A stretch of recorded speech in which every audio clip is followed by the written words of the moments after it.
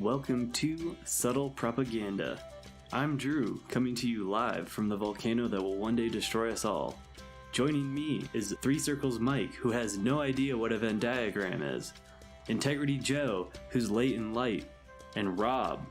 We will be talking about pop culture, world news, politics, military culture, fight videos, and the general state of the union. Are we charlatans? I don't know. You decide. Oh, and remember, like, subscribe, and share this podcast with your friends, and don't forget to tell us how wrong we were in the comments.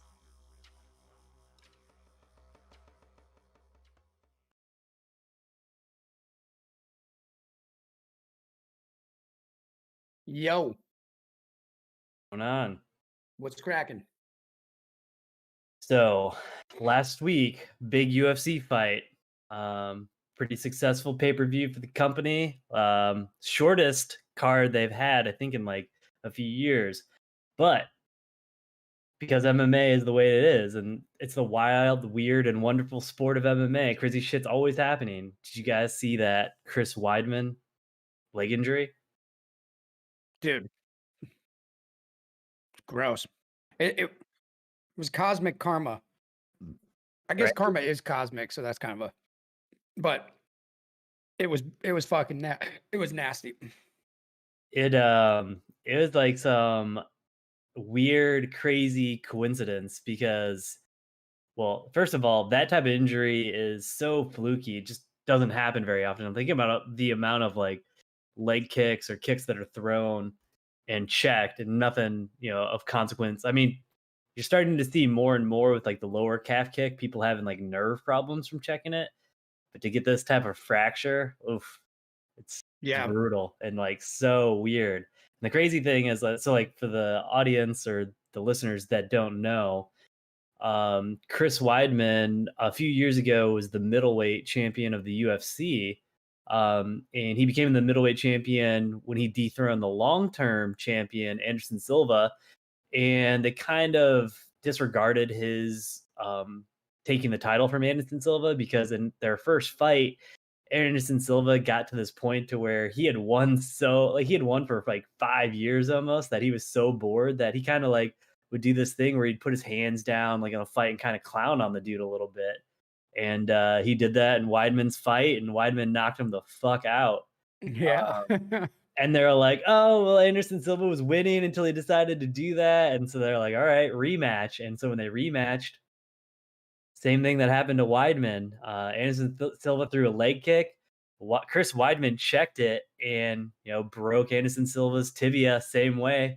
And that exact same thing happened to him last weekend. And that shit is fucking crazy. Dude, that I can't believe that like I said, it happened to Silva first, now him.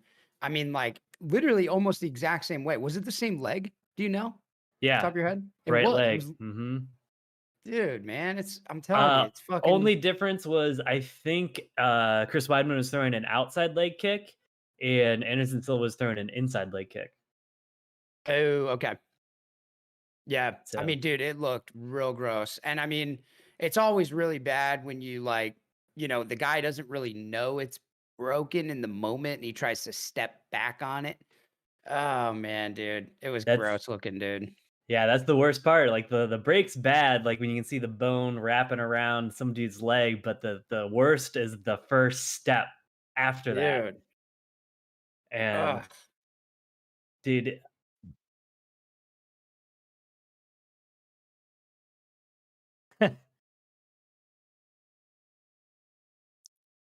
dude, I think the recovery is going to be real ugly. I mean, Silva's like out of the game though, right? Like, I mean, he came back. Who did he fight? Was it Nick Diaz? Yeah, I think that was Nate, something like that. I think his first fight back was Nick Diaz.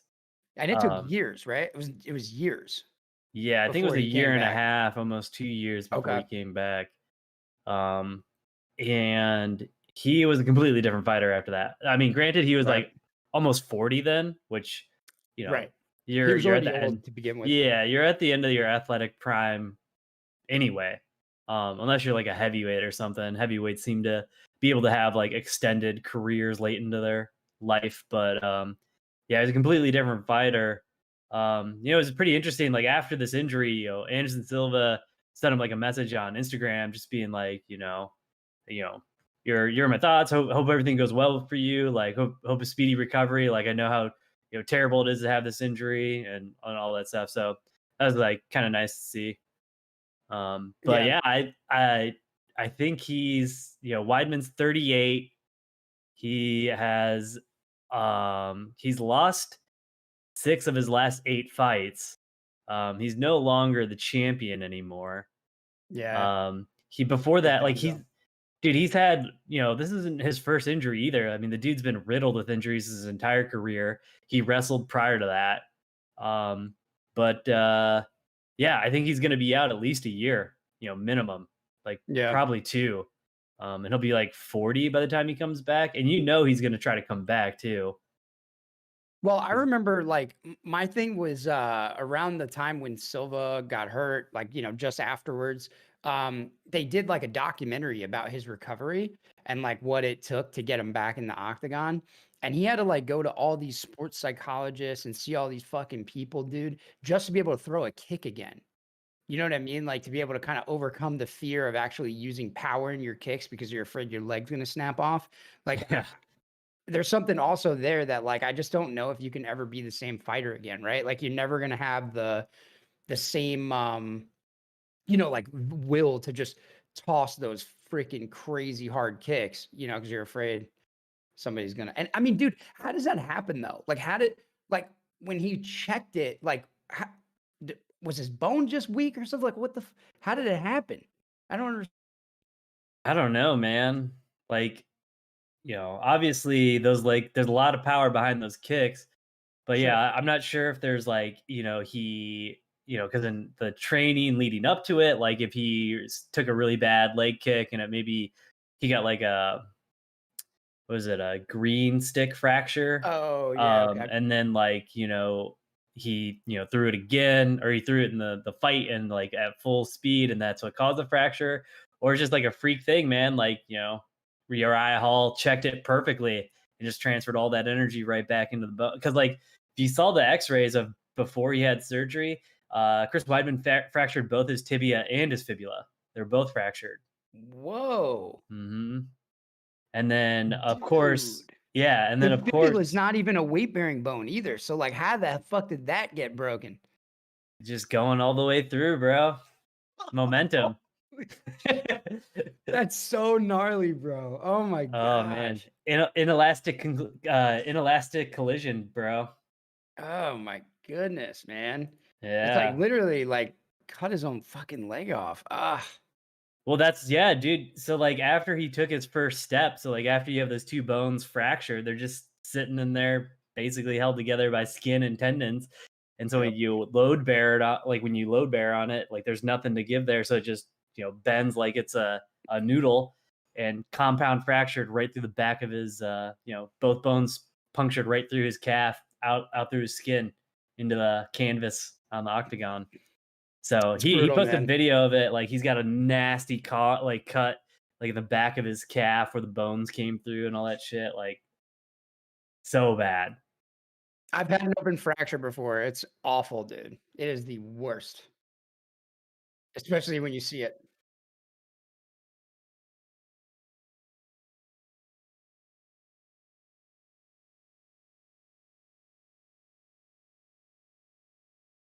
Oh, dude. They get the medieval madmen in there and they just start hammering bars through the bone and Yep. screwing in plates and shit, man. Like they'll get you back, dude, for sure. They will rebuild you. They will. Yeah.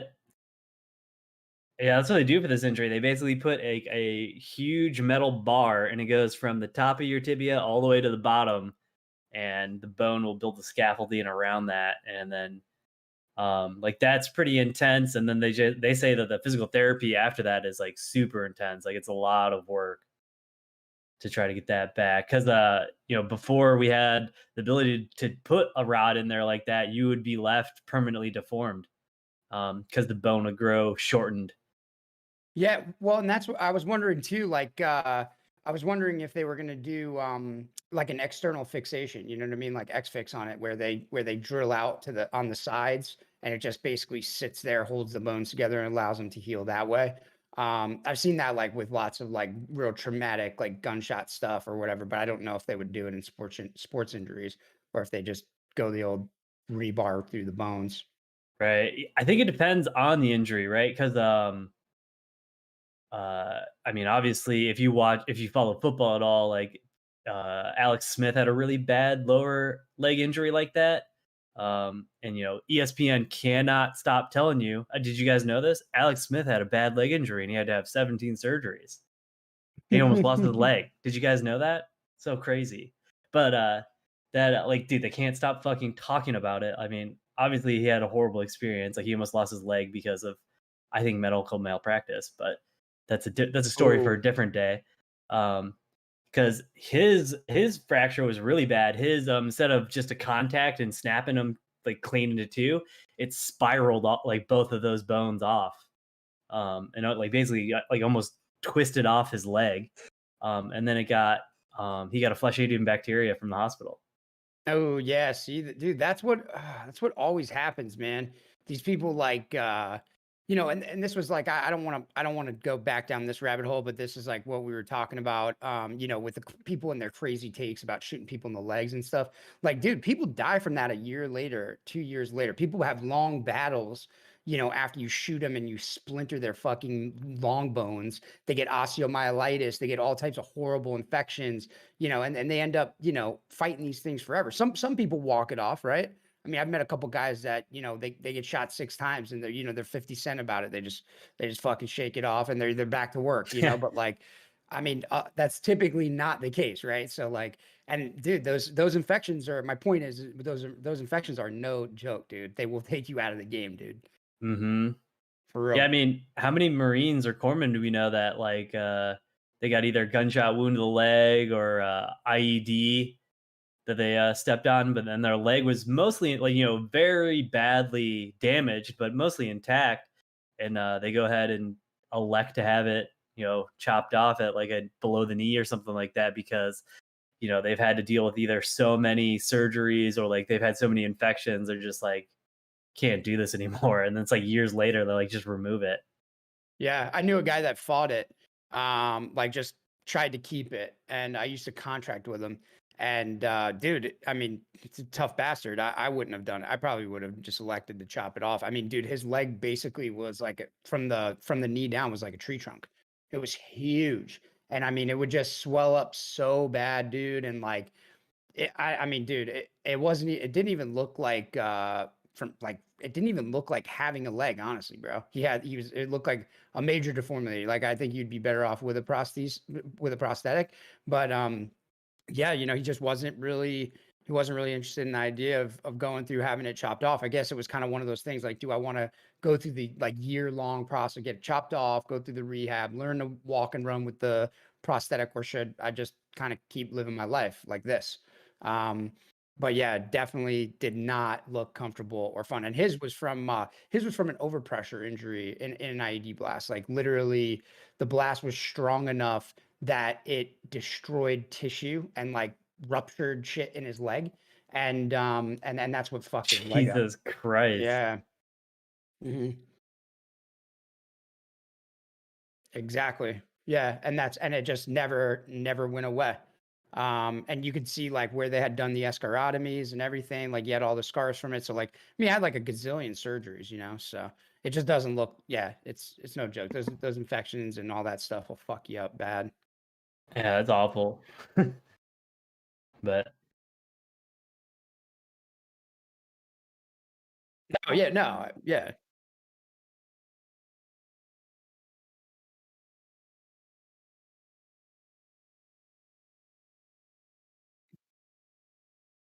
Dude, hospitals are the yeah. worst, man. I hate hospitals.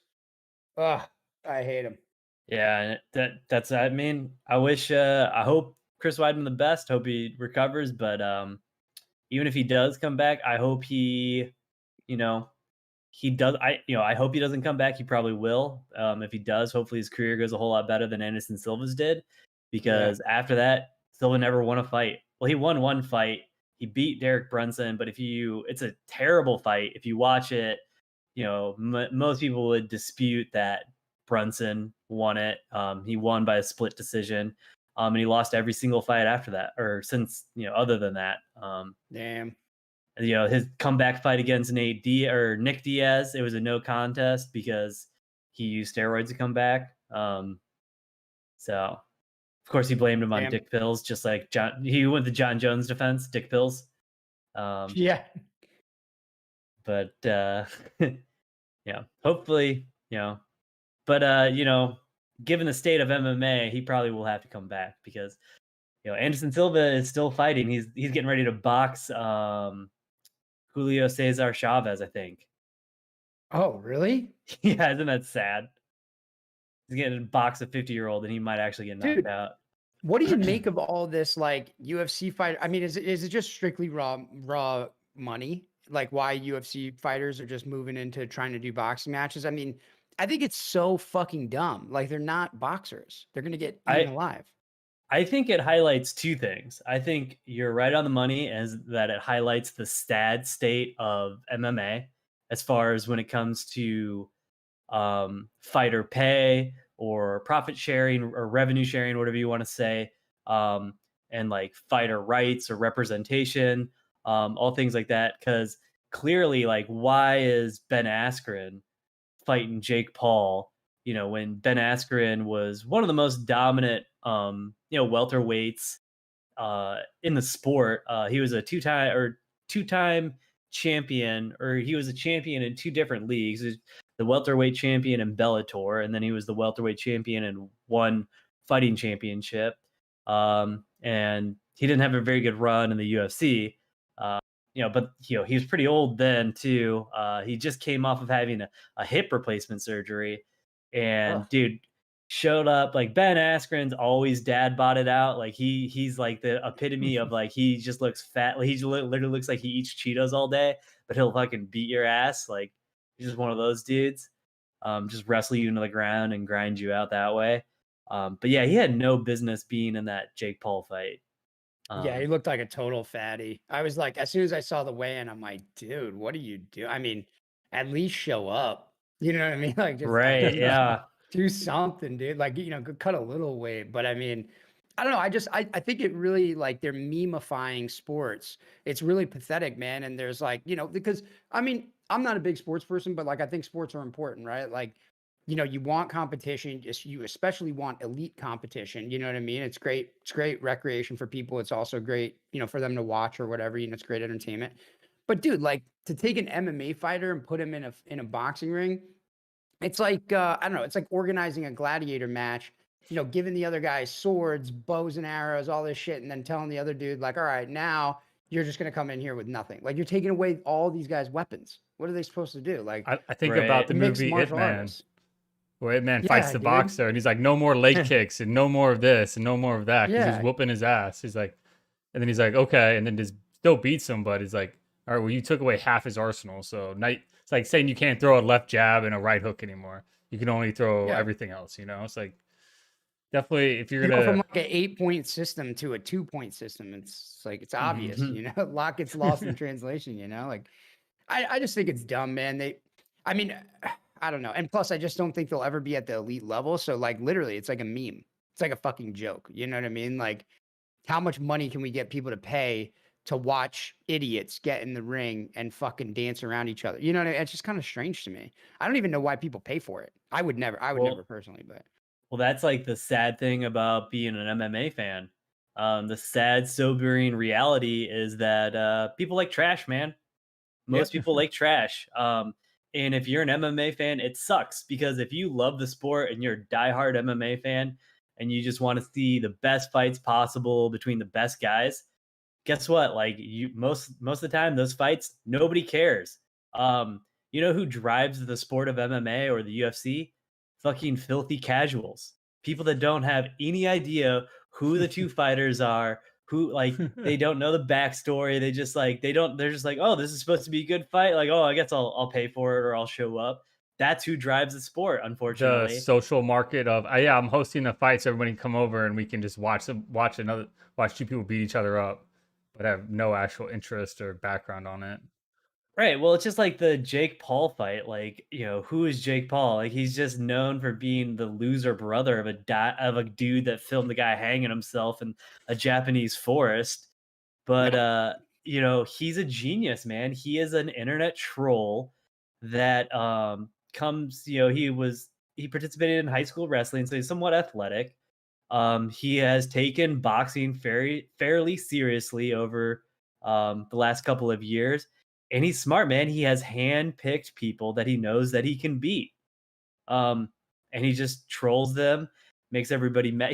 He takes the Floyd Mayweather approach. He gets everybody mad. He gets everyone mad at him. What they want to see him fail, but he sets himself up in situations where he can't lose. He's like a stunt boxer. Yeah. He's like Kimbo Slice.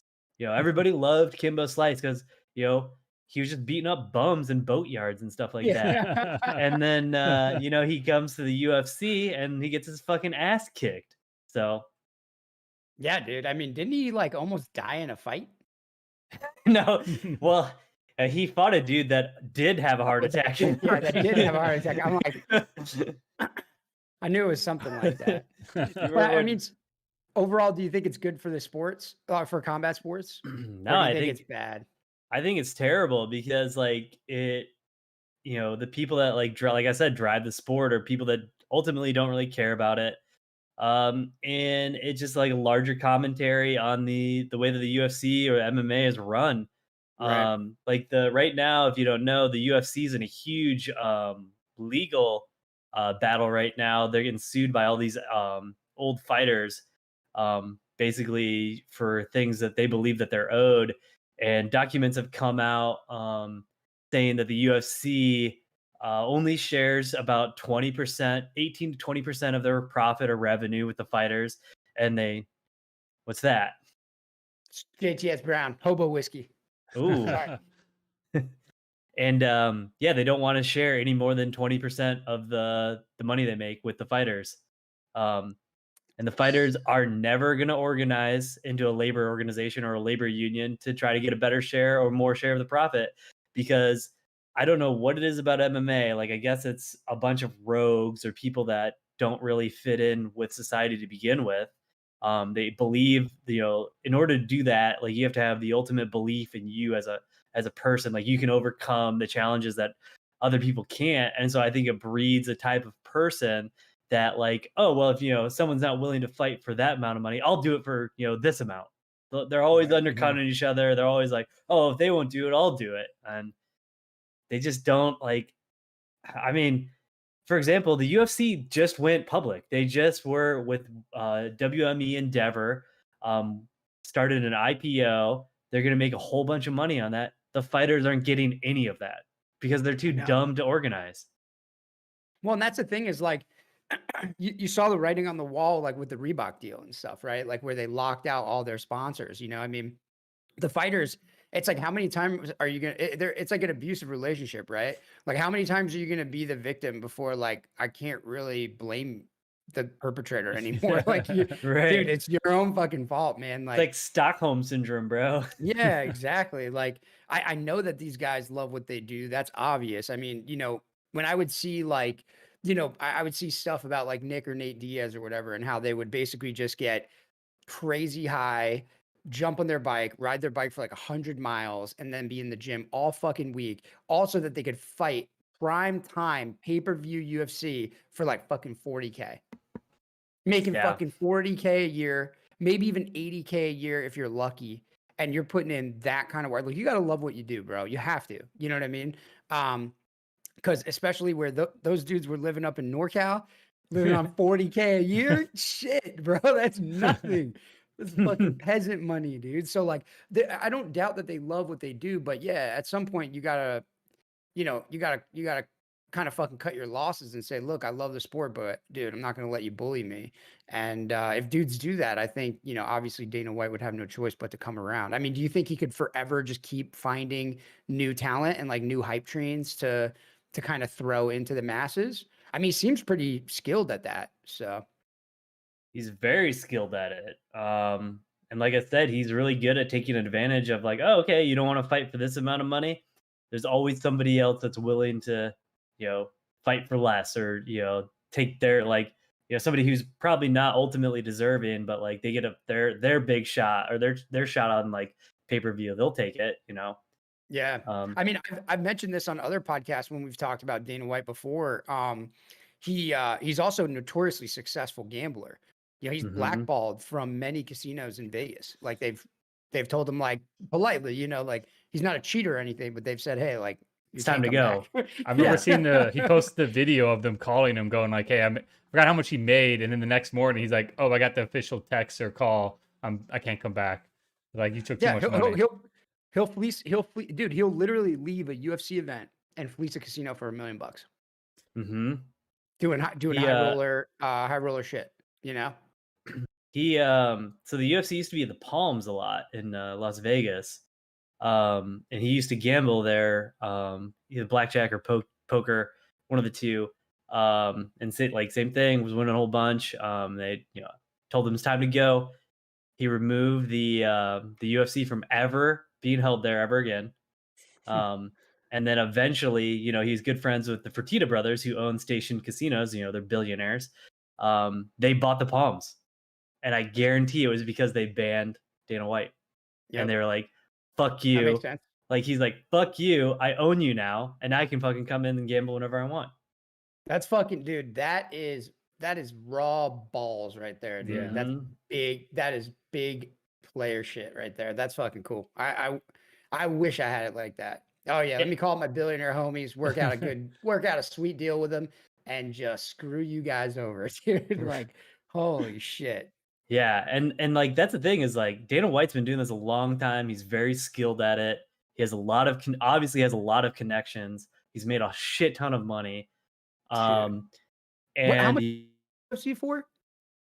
How much did he sell it for? Or buy it for? I know like when he got into the UFC, it was something stupid low. He like brought 650,000 or something. He brought the idea to the Fertittas, like, hey, buy this organization. I want to say they bought it for like $20 or $40 million. Okay. And then they sold it for $4 billion. Yeah, it's fucking big time. That's so big. Oh god, dude. That is such a huge exponential return, dude. And it goes deeper. Like, so they just went public with this IPO. So UFC is now a publicly traded company, which they're going to make a lot of money off of. And I don't know how they even did that. I got to research that deal. That's interesting. So WME ING bought 49% of the UFC. And they were just recently in talks to try to get, majority control of the UFC, because WIME found out that's William Morris Endeavor. They're an agents, like they're an agency or an agent company. They for like Hollywood agency. And in the pandemic, like, they're not making it, Hollywood's not filming, they're not making any money. And they found that the only stable branch of their company was the UFC. The UFC made money hand over fist because they were really the only league that continually operated throughout the whole pandemic, and they found a way to do it. And so, like, it's just crazy to me that you're like, if you're an MMA fighter, you're working for a company that has proven that it can sustain a pandemic, make money and profit from it, and now you're not even entitled to any share or like any amount of that revenue or success because you just won't. Like, dude, this is the time to sit out and force your hand. Just be like, all right, well, they want to fucking fight. We're not fighting. Like, this is the perfect time to do it. You just blew it, but you're right. Dude, the ultimate contractor status, bro. Right. They just come in, they like, hey, I'll pay you, and zero, and that's it. You walk away. Like, they could have been completely bent over the barrel on that, but nope, they don't want to do anything together. I didn't even think about that. That's a really good strategy. They could have sat out all of COVID and just gave him the old double bird, That's really smart. I didn't even think of that. I mean, a built-in excuse. Yeah, exactly. But then again, I don't know. That's crazy. But then again, like you're saying, like, yeah, a lot of these fighters are making, 20 to show, 20 to win. You know, that dude, fucking. When I found that out, I was blown away by that. That's crazy. Because, like, I mean, dude, you have to pay, dude. Like, I don't know. I thought at one point in my life I was at a pretty fairly elite level of physical fitness. Probably not professional athlete level, but damn close. Definitely definitely in a high caliber collegiate sense for sure.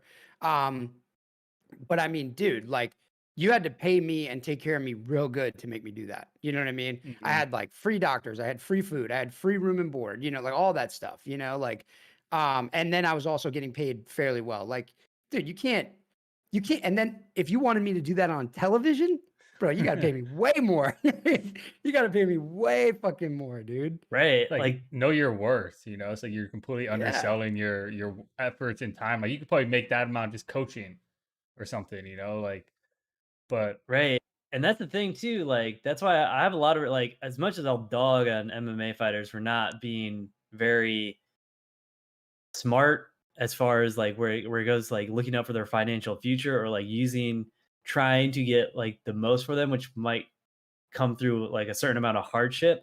I have the most amount of respect for him because like, is there anything more, vulnerable or putting yourself out there as far as fighting goes? Like, first of all, you're getting down into your underwear, into a cage, locked into a cage with another man, and you're just basically at your most vulnerable you could ever be, and you're just leaving it all out there. And like, can you imagine like if you put in 2 months of hard work, hard training, and you just get embarrassed or knocked out like horribly, or you have something happen like Chris Weidman's leg injury, like you're like that is the ultimate, like you're wearing your heart on your sleeve, man. And these guys should be paid for that. Like, I mean, that because there's takes no way the UFC covers any type of medical bills, right? So Weidman's all this just coming out of his pockets, right? Like, so like, I don't know. That's a good question. I think there's God, I would hope Dana White would throw him a fucking bone, dude. I think you know what I mean? I think the UFC's taking care of them, but I think they're just doing that kind of like I don't think they're mandated to do that. I think they're just choosing to do that. Because that's another thing I always think about, right? Especially if you're not a big fighter who's like, has like probably that coaching or that medical background. Like, dude, one fight you could be in medical debt forever. If it goes bad. Like, or the medical expenses of fighting a lot and just getting beat up all the time. Because every fight you're going to the hospital, right?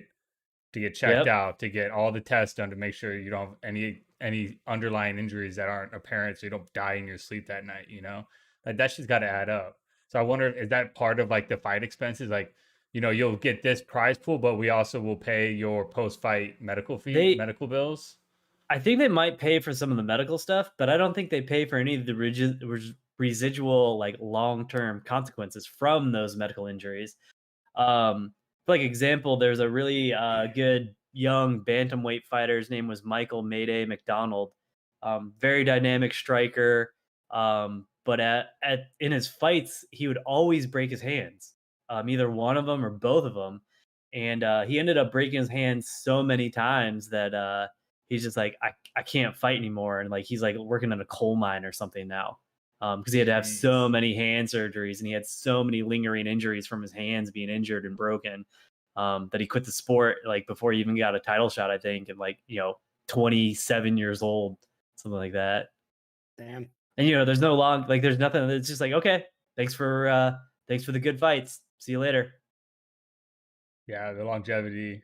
You gotta just kind of get big enough to be able to teach or open up something once you retire, once you get too hurt to do it anymore, right? Like, what's the end game, or is there not an end game? Yeah, I think it's fucking teaching jujitsu seminars or something. I don't know.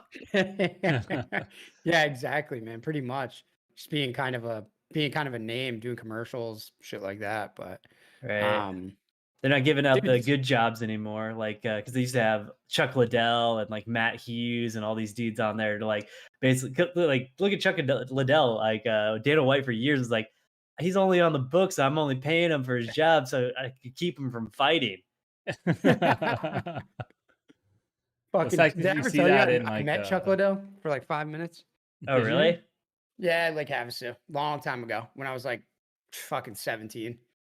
I was up there with friends partying, and yeah, we ran into him outside of there's like a row of restaurants and bars like on a section of Lake Havasu, and yeah, we saw his ass out there.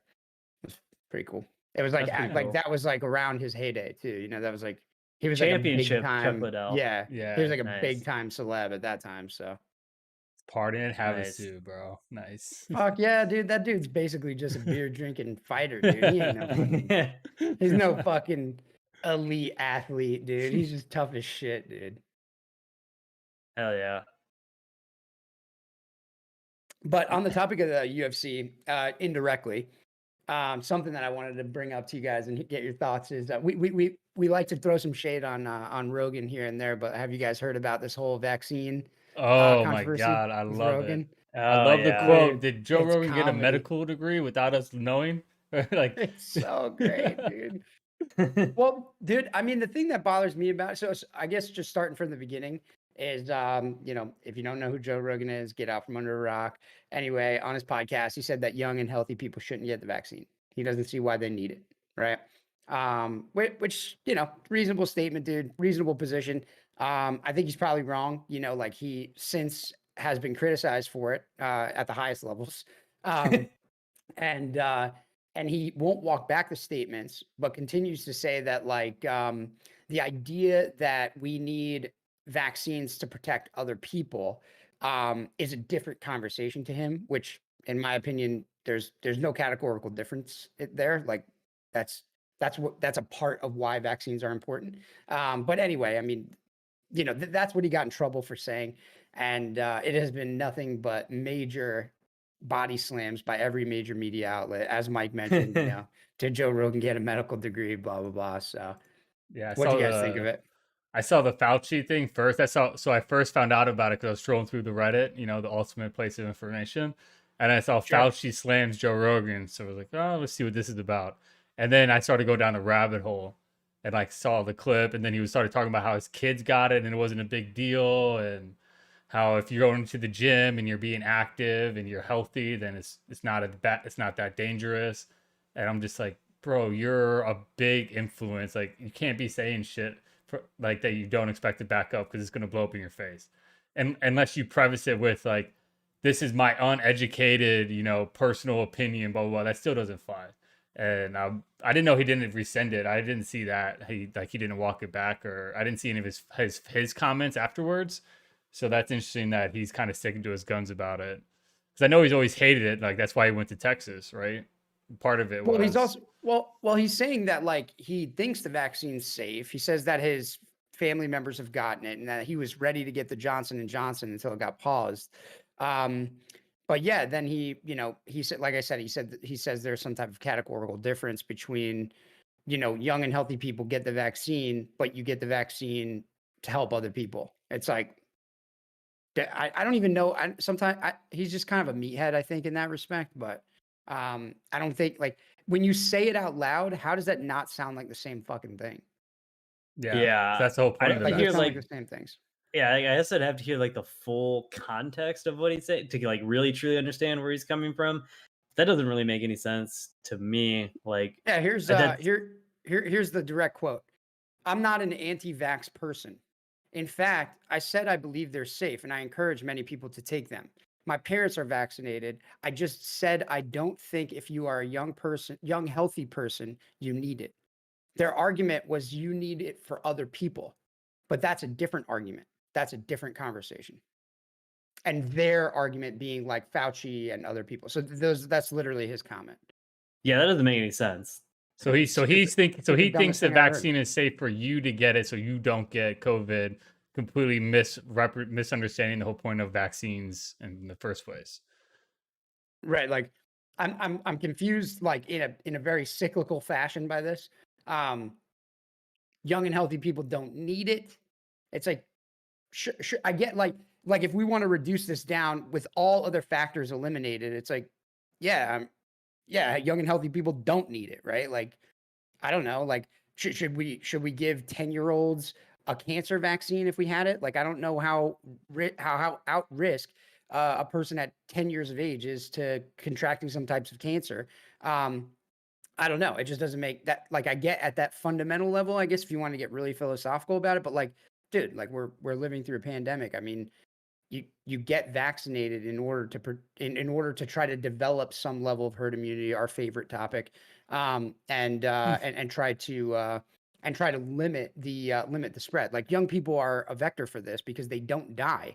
Like if the virus just killed everybody, it wouldn't be able to live anymore, right? But young people are a key factor in the spread because they don't even know that they're sick, or they don't really get sick, and they still get up and go to work, or they still go to the gym and work out, and next thing you know, you're giving it to everybody, right? So like I really don't understand his take, but there's lots of Right. things that I think Rogan says are stupid because it's Joe Rogan, right? Like, and he admits that he says stupid stuff all the time.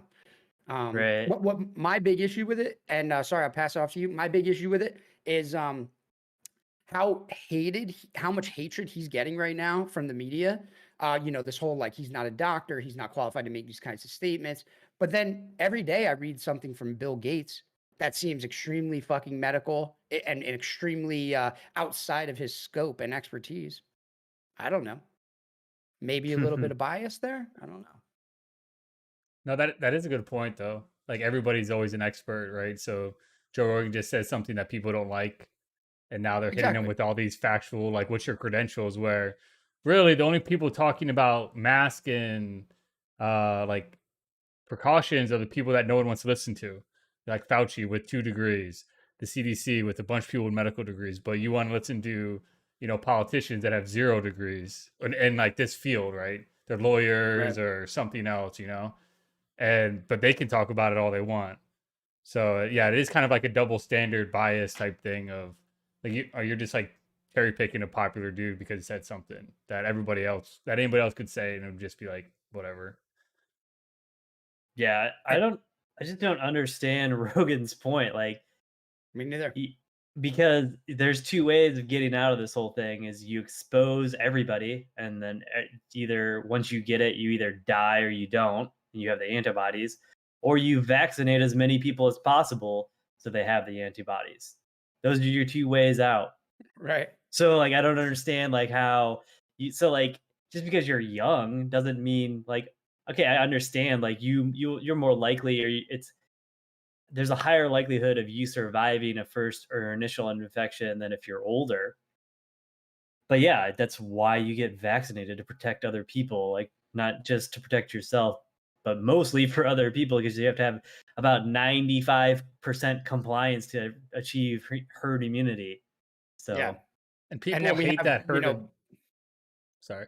I was going to say people hate that herd immunity topic because they don't understand that 5% that doesn't get vaccinated are the 5% that can't get vaccinated for other medical reasons, Like that's why you get herd immunity, so that the people who cannot get the infection or the vaccine don't die from it, It's essentially the ultimate like trying to help your fellow man, Yeah, and the other thing is like I'm surprised he kind of even like either refused to walk back a statement or kind of pushed back a little bit, because normally what his go-to defense is, or the thing that he constantly says all the time, and this is like I think a reason why people hate Rogan so much.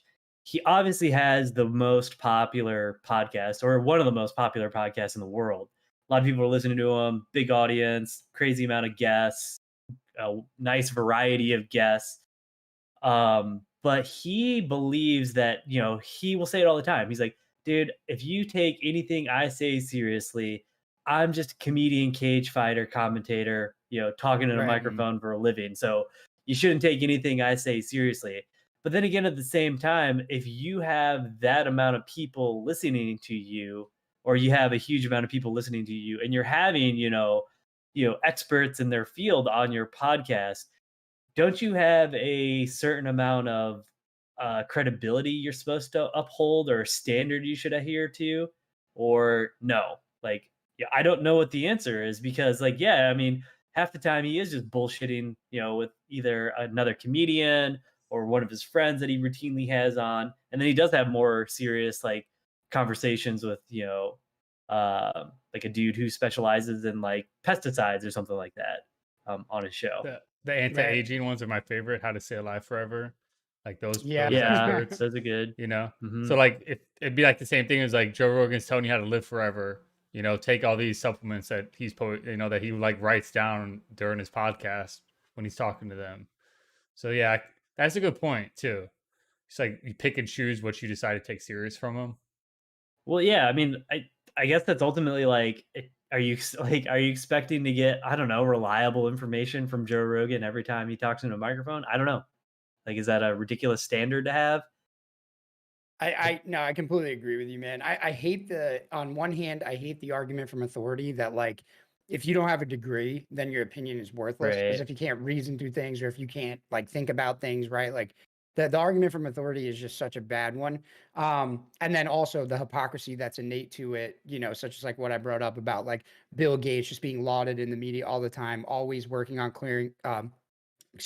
always working on fucking curing malaria or doing these things and giving these very boisterous comments for the past like 30 years. And nobody ever says, "Where's your degree, Mr. Gates?" Whatever. But I guess, maybe it's because he has at the foundation, he has fucking, a bunch of scientists working for him. So they think he's just parroting what the educated people say. But, on the other hand, like you said, it's like, dude, everyone is entitled to say whatever the fuck they would like. That doesn't mean that you have to believe it or that you should place so much state. Like none of this shit's dogma. You know what I mean? Even when the experts, so-called experts, tell you something, you know what I mean, you should take it with a grain of salt. So I mean, and do your own research and make your own decisions. I don't really see what I don't think that's a crazy proposition at all. I think the crazy proposition is exactly what you said. It's having this ridiculous standard that you hold a comedian to. You know what I mean? Yeah. And that's where I think most people have the biggest problem with Rogan is that like they're like, "Oh, you have a responsibility to put out more reliable information if you're going to be reaching that many people." It's like I disagree, man. Like I kind of like side with Rogan on this one. Like he's a fucking cage commentating comedian that has a podcast, so take it for what it's worth. Yeah, Right. exactly. And then that once the mainstream media jumps out and like, starts fucking dogpiling, right away that like you should probably just write off everything that they say. Because Right. everything that they're putting out right now is just fucking hilarious. Yeah, I don't know how, but like many news sites, mostly on the left, and they're like the shitty ones like Vox or BuzzFeed, they like associate him as like an alt-right guy. Yeah. It's so fucking funny to me, dude. It Because really he had kills me. he had like Gavin McGinnis on his podcast or like Yeah. I mean, dude, because he'll talk to people. Weird, Right. right? Mhm. He'll have discourse. Strange. Yeah. Well, Yeah, he it's probably crazy. only blew up so bad because it was a vaccine related thing, so everybody freaked out, right? That's why it was such a big. If you would have mentioned something that wasn't COVID related, that was like you shouldn't get the flu shot anymore or something, no one would have cared. But since it's the vaccine and everybody's trying to combat the vaccine, like is bad rhetoric, that it's like everybody just dogpiled on him to squash that, so everybody takes the vaccine. Because they're talking about forcing it in the military now. All those people who opted out of it might not have the option anymore.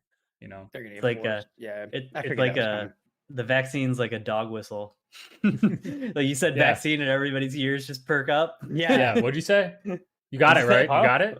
Where's your card? Okay. You're good. Keep going. Yeah, man. I don't know. I thought it was like the first. This week has been so like going back to the title of our episode, like it's our first week where we didn't have a police officer shoot an unarmed black person or armed black person for that matter, and so that hasn't been pounding the airwaves. And so we've gotten some insight into how weird of a world we're living in, where like Joe Rogan mentioning the words vaccine and don't get in the same sentence becomes like national headlines. And then the other one that I thought was just too rich. It was just great. Is Caitlyn Jenner running on the Republican ticket For California, the governor. I'm like, dude, you can't make it up, right? Like you just can't make this shit up. You know what I mean? I'm unsurprised because you guys know I'm crazy. But I hate the GOP and I think the GOP is weak and a lot of Republicans are not true conservatives and they're dog shit. And this is where the GOP has been going, right? Like, I mean, makes sense to me. And so I'm just, I'm excited to see where it goes. I'm excited to see what we have from this. What'd you guys I saw that, and then I just saw no one supported her, like not even her family, like everybody was just like, "What the fuck are you doing? Like, are you bored right now? You need like publicity? You haven't been in the news, you haven't been in the spotlight for a while. Like, so we're going this route, like, or is politics that easy to branch into now if you have some diversity factor behind you to have a calling card, you know? I think it's also just a fame thing. It's a notoriety thing, right? Like, I mean, perfect position. Like if somebody imagine the debate where if someone like how do you even talk about this like this person, right? Like how do you talk about their history? Like how would you refer to it? Like how would you attack her on the issues when she was a man? Would you say like, oh, 20 years ago you felt this way about it when you were a man, and then it's like boom, you're misgendering her, you're gonna be in the headlines, you're gonna get destroyed. Like, I think there's a lot of like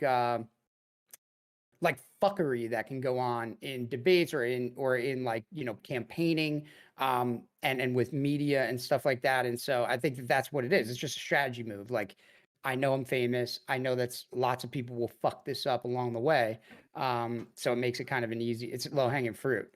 I just to run on the Republican ticket was just utterly hilarious to me. Yeah, that's like the I kicker to couldn't it, help right? myself. It was so good. At least you would think out of common sense, right? She would try to get the LGBT community behind her, right? And like have that big backing. But then she runs on the ticket that wouldn't support that.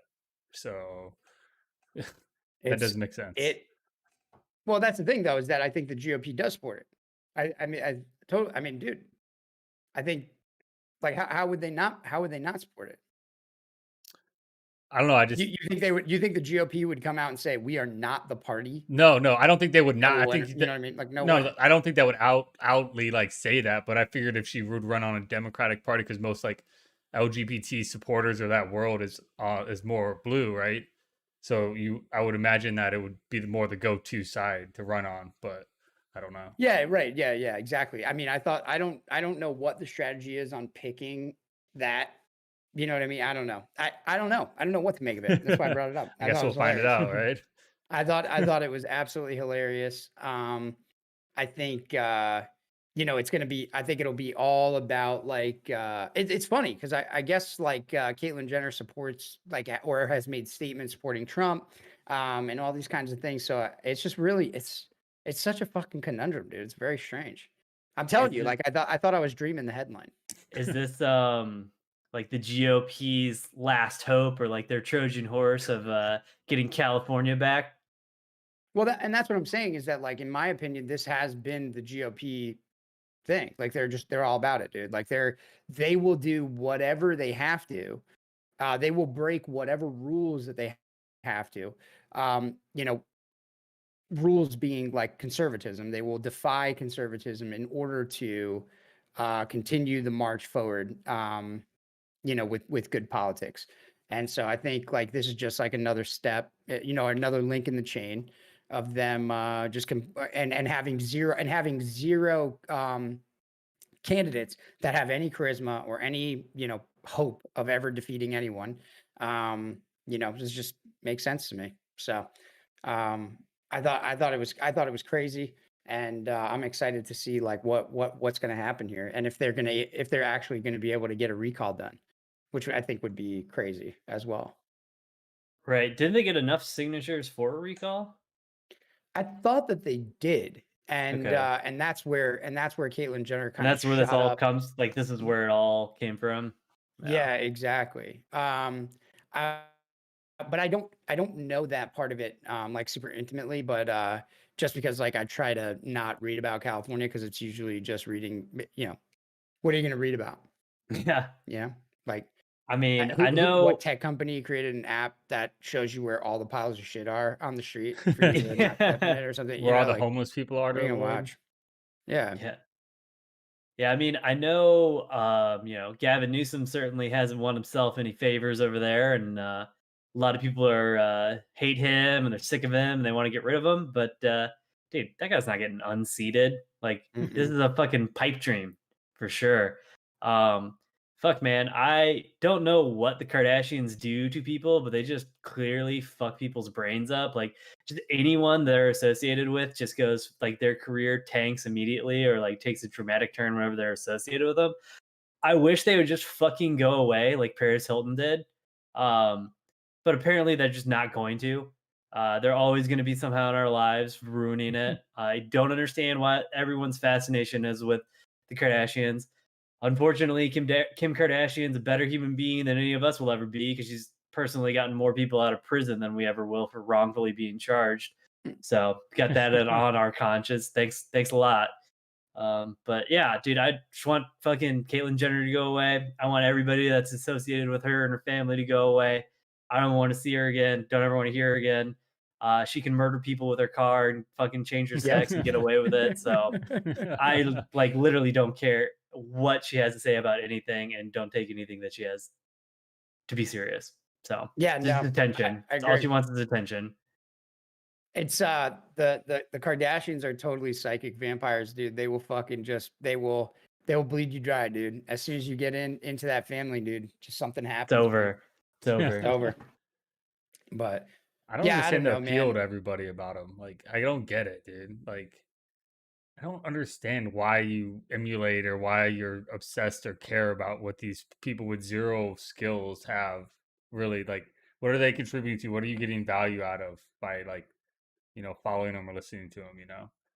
I guess Like hilarity. following and listening to the Kardashians because dude, Yeah. people are vapid as fuck, dude. It's like Drew said, they like trash, dude. They're fucking like I mean, think about like how many people read books even nowadays. I mean, I don't and that's digital platform or whatever. I think more and more people are, reading less, they're listening more, their attention spans have gotten shorter. And everybody likes drama, dude, because their lives are fucking boring and incredibly uninteresting. It's like they punch the clock for 40 hours a week, which is hard for them, which like 40 hours a week, dude, like grow up. Like that's not even that bad. You know what I mean? Like that's not hard at all. I hear people talk about it all the time, like how hard they work and stuff. And I'm like, okay. I definitely You could say see so. that, right? The conflict, because that's where you see probably that's why everybody bitches and spends their life on like social media starting conflict with internet people, Exactly. because they got nothing in their their lives are life just to boring. challenge. Yeah. They fought their whole life for that picture perfect life, and now they're bored as fuck in it. So they're You know who probably has never ever even heard of the Kardashians? Like any immigrant from a third world country that's come to America and is like working right now. They probably never even heard. And it's not a cultural barrier. It's just because they're not just working 40 hours a week and then popping a bottle of wine and sitting down to watch trash because they're miserable or their lives are boring or whatever it is. No, they're just working. They're just working. They're uninterested. You know what I mean? But yeah, household name for sure. And I'm a great influence on all our young women for sure. Great influence. Yeah. It's never could figure it out, but Yeah, so, each their own. I mean, people like, oh, you like watching people get kicked in the face for entertainment? I'm like, yeah, way more entertaining than the Kardashians. yeah, That's true. It is. it's true. Anything's more entertaining than the Kardashians, dude. I'd rather watch fucking paint dry.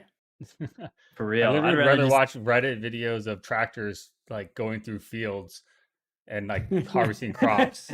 Like that's more entertaining and relaxing to me than watching Kardashians do stupid shit. Yeah, I don't know, man, but I think that political run probably is going to be short lived for a lot of the reasons that you laid out, Mike. It's California, Republican ticket's fucking dead anyway. Probably just an attention grab, but would be hilarious and speaks volumes about where the GOP is and is headed. So well, it goes back to that famous people running for positions, Sorry to cut you off, but like after Trump and Schwarzenegger, like maybe she's like, dude, maybe I got a chance. Oh, they all probably think they do. Yeah, Caitlyn Jenner is the governor California deserves. Dude, I don't know what I don't even know, what is, what's up with this Newsom guy, man, either, dude. Like, I don't even know what his deal is and why he has been doing the things that he did throughout COVID, but whatever. They're all just elitist, man. They're very elitist people, dude. And, they think they're above the law. Well, Jenner has proven that, being above the law is no problem, killing people with their car. So yeah, I mean, I don't know, man. It's all a bunch of fucking. There's, it's a class issue, man. They live different lives than us, dude. We would just never understand. That's for sure. Yeah, they're ivory towers for sure. Definitely. Newsom's he's been a problem for a long time. He was like when he was his bid to become governor, his big thing was he's going to shut down all the check cashing, predatory check cashing places because people, low income people just can't get a bank account. It's impossible for them to just walk into a bank and open up a bank account. They have to use these predatory check cashing places. Yeah, I mean, these are the same type of arguments that you see all the time. I think that this is very much an an infantilization argument, right? Like you're infantilizing people and saying like, well, they couldn't possibly get to the DMV and get a license. They couldn't possibly have an ID card. They couldn't ever possibly get a bank account instead of using a check cash place, right? Like, I mean, you're turning people into infants. Happens on both the right and the left, Yeah, the nanny state is definitely a problem. Dude, it's majorly a problem, dude. I mean, people are looking to government to solve the craziest things these days, dude. The craziest. It's wild, man. To solve everything. Pretty much. All of us we just finished. I mean, you guys are finishing up your undergrad. I finished my undergrad. What's the answer to any time you have a discussion on how to solve anything in a class? It's always the government. Oh, the government needs to create this organization. Yeah. Oh, the government should come in and do this. Oh, the government should tax more. But it's also the same people that are like, the government shouldn't infringe on my rights. The government shouldn't be spying on me. The government shouldn't be able to tell me what to do.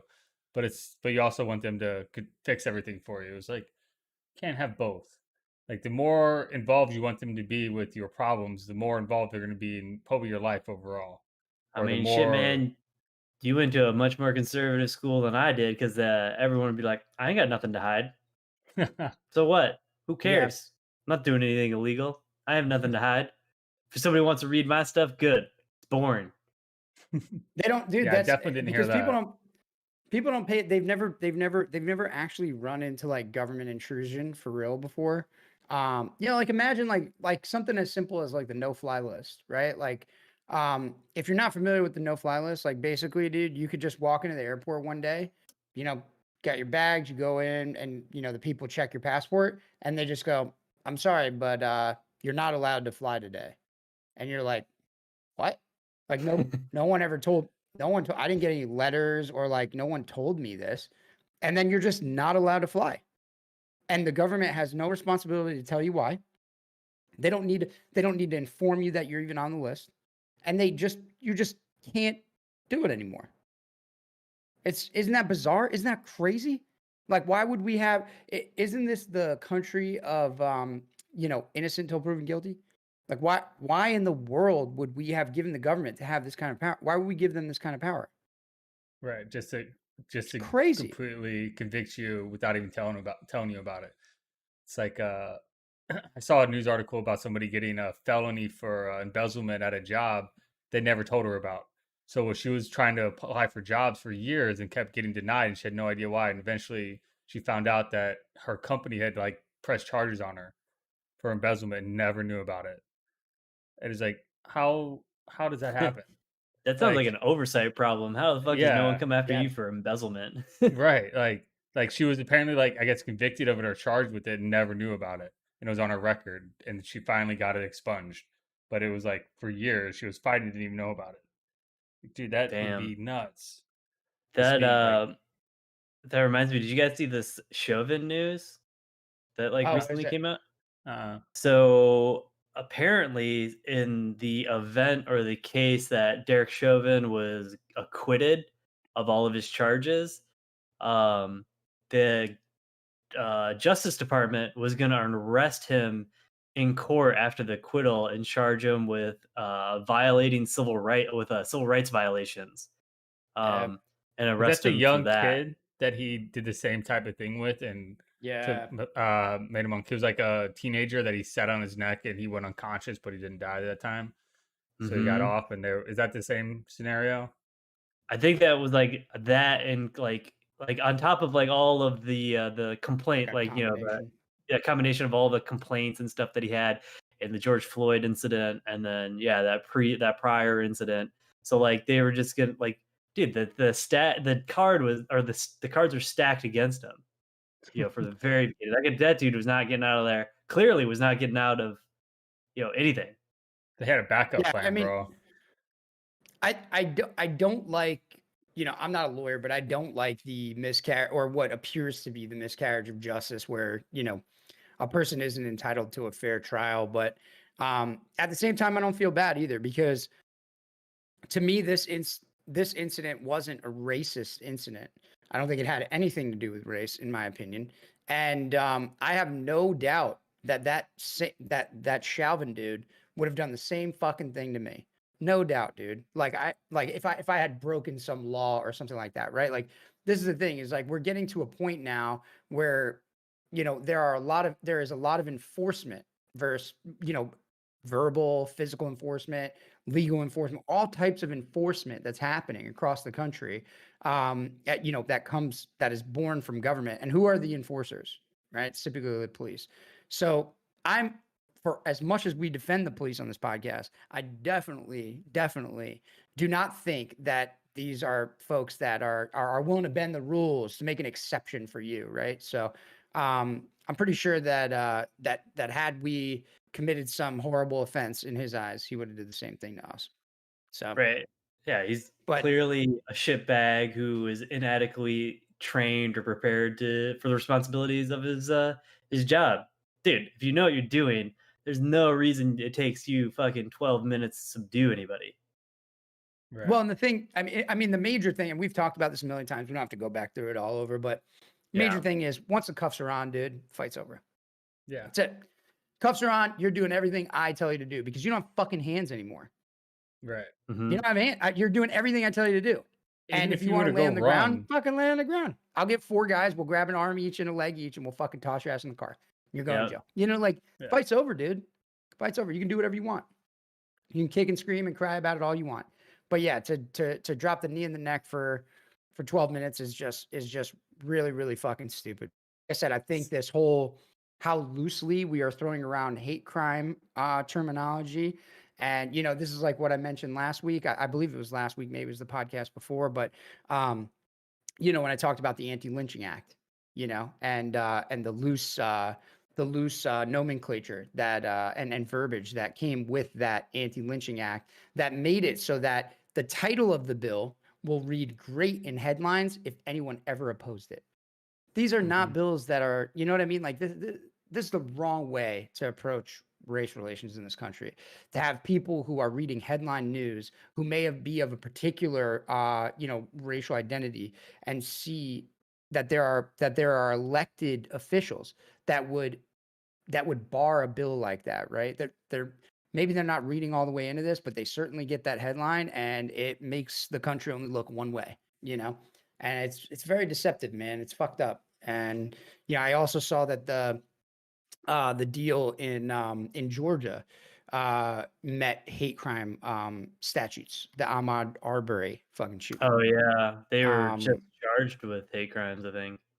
Yeah, so I'm not 100% of all this, 100% sure on all the specifics. I believe it had something to do with racial epithets that were sent via text message, and so based on those, they were able to try to. So based on what you had previously said, not even in reference to this person, not even just based on some shit you said, right? They can now rope that into a situation of today. In my opinion, man, that stuff is very scary, dude. And I'm not saying that incident wasn't, partially racially motivated. Maybe it was. I don't fucking know. Maybe these are just good old Southern boys, and they were running down a dude that they thought was a criminal. I also don't know what the fuck that dude was doing in a construction site multiple times. It's really, what are you doing in people's neighborhoods? Like, just hanging out in construction sites? It's kind of weird. But also, when you rush somebody with a gun, and this comes down to one of these things where people don't really understand violence or understand like how guns work. If I have a gun and you run up and grab my gun, it has now become a situation of me versus you. Take away all the other factors. Maybe I was wrong for having the gun. Maybe I was wrong for approaching you with the gun. But you have to understand that when someone grabs your gun that is in your hand, they have shown you that if you give that gun up, you are more likely to die, right? If that gun goes in his hands, he's probably going to kill your ass with it. And so what do? You fucking shoot him. So I think that was an unfortunate tragedy, but still not really seeing a whole lot of race stuff there. So I don't know, man. We're in very weird territory. Yeah, it's super weird how all that stuff gets classified. And the media obviously, like we've talked about, plays a lot of factors Oh, I into play a that ton of by tricks. only like blowing up certain coverages but not different ones, or like where's all the other shootings that happen every day across the country, that we don't see. Like, oh, and they have the perfect excuse. It's not like they can report on all those shootings, Mike. yeah, right, Oh yeah, my gosh, exactly. right? Like that fits their narrative of how many shootings are there a day. If we reported on all of them, we would never have time to report on anything, right? So it fits perfectly with the narrative, Right. It's like But something I saw when I was looking into like St. Louis defunded. I'm in air quotes for everybody listening. Defunded the police today, and they like use one of the stats that like St. Louis cops apparently have like the highest kill per capita of like 18 people per 1 million or something. damn. And I obviously I just read that before the podcast. So I don't know what that correlates to like other places like Chicago or something like that, but it's interesting because when like they defunded the police by taking away like 2% of their budget, it's like, but it's a big win in the headlines, like we were talking about. Everybody who reads the headline post is going to see that St. Louis Metropolitan Police defunded, so, but they didn't really do Yeah, anything. I mean, I think that's like that's a good starting point, right? Like if you're trying to attack credibility, if you're trying to squeeze an organization, you hit them in the pockets, and I think that that's how they start, right? This is an insidious process. It's not a process that will happen overnight, and I think that these attacks in these ways will come very slowly. They're gonna have to implant the right players in the right positions, and they slowly kind of hack away and chip away at your organization. That's it's classic stuff, man. So I think that this is just step one. Yeah, it's like how I think of the AOC's Green New Deal thing.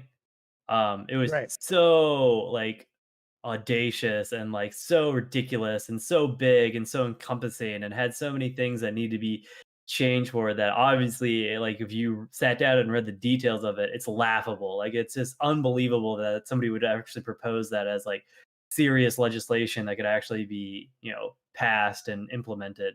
But I think it's a Trojan horse, like what you're saying. It's like it's testing it's like a faint charge, like you're testing the borders, you're testing the waters out, like okay, that was ridiculous, but like how much traction did we get with that? Like what are some things that we can take out or things that we can change that make it less ridiculous and more palatable to people? Like it's just, and like it's a kind of a brilliant strategy. It's also it shows you the dirty tricks that the media plays, because when you see St. Louis Metropolitan Police defunded, you get two things. You get the people that are super for police reform, and they think all cops are bad, and they're like, good, yeah, we're right on track. We're doing what needs to be done. Then you also get the outrage of the people that are they want police departments, and they're like, what the fuck are you doing? Like, what the fuck is going on in my city? Like, so Yeah, I think to a degree they also they cut out the intellectual body. So like someone like you, Mike, who goes, all right, I'm gonna look into this. I care. You know what I mean? Like I give a fuck. I'll look into this, and you're like, oh, no big deal. And I'm not saying you're wrong for thinking it's no big deal. I'm just saying like I think that this is part of the play.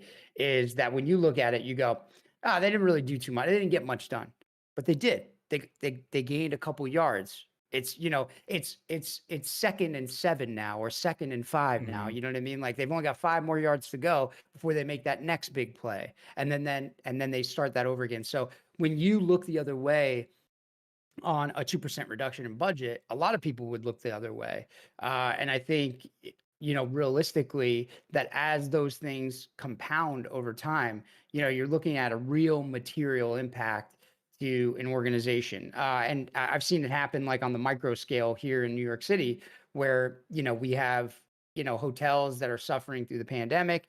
And so they made crony cap. I've told you guys about this. They've made crony capitalist deals with the government in order to house homeless or substance addicted folks in the hotels for a subsidized, government pays them a couple of bucks, and then they shack them up, so they're at least making some money. It's not 100% loss. And that stuff was not necessarily just read to the public, right? It was introduced very slowly. It was introduced as hotels find way to remain in business and do social good, right? Like you slowly start introducing this stuff to people to where they're not going to have this knee jerk. And then as the fucking the dominoes start to fall, you manage fallout as necessary, right? So that you don't have all your fallout up front and eliminate the desire for the cause. So Right. it's Well, that's the super biggest insidious. thing. The biggest thing that got me reading into it was like, I want to see the impact, because I was like, what does defund the police mean? Right. Like when you say that word, like what does it actually entail? Is it like, all right, this is phase one, or is this an immediate reaction to the current climate, or what does this actually entail? So when I read, it was like, okay, so it took out 2% of the budget, took away 98 vacant openings that haven't been filled in 12 years. I'm thinking like, okay, hiring freeze, budget freeze, and they're not going to get any budget increases. So they're going to go back to, I think of like supply chain logistics of like when I was running some like supply chains, like budgets in the military of like, where we're trying to spend money to get money. Now they're on the opposite side of they're trying to keep the money that they have and try to be able to function, which I think comes to your point, Rob, of like now they're getting squeezed. So like everybody's got to step up their game. They got to do more with less, and they kind of have to almost like reprove, or that it's only going to get worse. And maybe it is phase one, right? It's a trickle down effect of next year they cut 4 more, next year they cut 4 more, and it is only that small increment that they can fiscally actually cut out of their budget every year. Because you can't say that you can't take too much to have a reasonable expectation to meet that, and because they're doing this by July, right? So this is like in the next 6 weeks or next 2 months, they're going to take this into effect. I think a big part of it too is like at the fundamental level, what defund the police means is just, it's simply this, in my opinion. I do not have a solution because the problem is very ill defined. So I cannot create a solution for this problem, right? The problem of like police violence is extremely ill defined. We don't know who commits it. We don't know. Things that we do know are things like that we have discussed on this podcast before, that black officers are more likely to shoot black folks. White officers are more likely to shoot white folks. It's these very weird statistics that we've kind of gone through before. That make police violence a very difficult thing to understand, wrap your head around, call racist, these types of things. So what it is a person who is an activist has an ill-defined problem that they cannot create a solution for because maybe they're not that fucking smart. That's usually the case. But maybe they are really smart and they haven't found the right variables to be able to put into the equation to create a solution. And so since they can't do that, they do the simplest thing that they know will affect you, is they hit you in the pockets. That's all defund the police is. And so when you think about something like what you're talking about, where you had this reduction of 98, completely unutilized billets, right? Like, how do we know that the reason why those 98 billets went unutilized was specifically because of material financial reduction in the past? And so the department had saw it was wiser to apply these resources elsewhere as opposed to having more cops on the street. How do we know that it's not that the fact that those 98 roles not being filled are statistically significant in the increase in crime in St. Louis? How do we know that? I don't know. I haven't run those numbers. I don't know those numbers. I'm not familiar with St. Louis's crime area. I'm just presenting a couple of contrarian arguments. But in these types of cases, you have to run that counterfactual. You have to think about like what are my opposing factors here? And does it matter that they cut 100 unused jobs? And why were those jobs unused in the first place, right? Like, why would you just have 100 roles on your books that you don't touch for that's 12 weird, years? Right? Like, 12 years, that's strange. Dude. Right. So and those are the questions that I think are pertinent. Yeah, and I also thought of like the scale too, because like we're not the first city, right? I think it's like 20 or 25 now. Like New York did it, and they cut $1 billion out of the New York budget. right? Yeah. And it's probably a similar thing where it's like that trickle down. It didn't really affect everybody on the streets. Like you didn't probably walk out and see less cops. You're like, oh, where's all the cops? But internally, it probably caused way more havoc than which anybody will see from their perspective. Yeah. So like New York City's operating budget for the NYPD is about $5.7 billion. A lot of money, dude. It's huge. So much. And it's a lot of shit, dude. And yeah, man, I mean they're gonna face material reductions for sure, man. And I think like I said, man, I think it's good. I think it's good in the sense that one, it's probably not going to go anywhere. It's going to be short-lived. Like you've said many times, I'm being a little bit alarmist, but like you've said many times, these are probably initiatives that are going to be short-lived. They're going to be kind of unrecognized. You're going to, the seasons will change. You'll get new folks there. You'll get your budget back. Things will kind of move forward. And at worst comes to worst, crime will get worse, and people will recognize that, and they'll reinstate your budget, right? Like that's kind of typically the way that I would see things going. So like I think when it comes to these types of issues, they're really kind of I'm hoping that they're really just symbolic in nature, but I do think that they're good because it's going to challenge the department to grow. It's going to challenge the department to be more effective with their resources.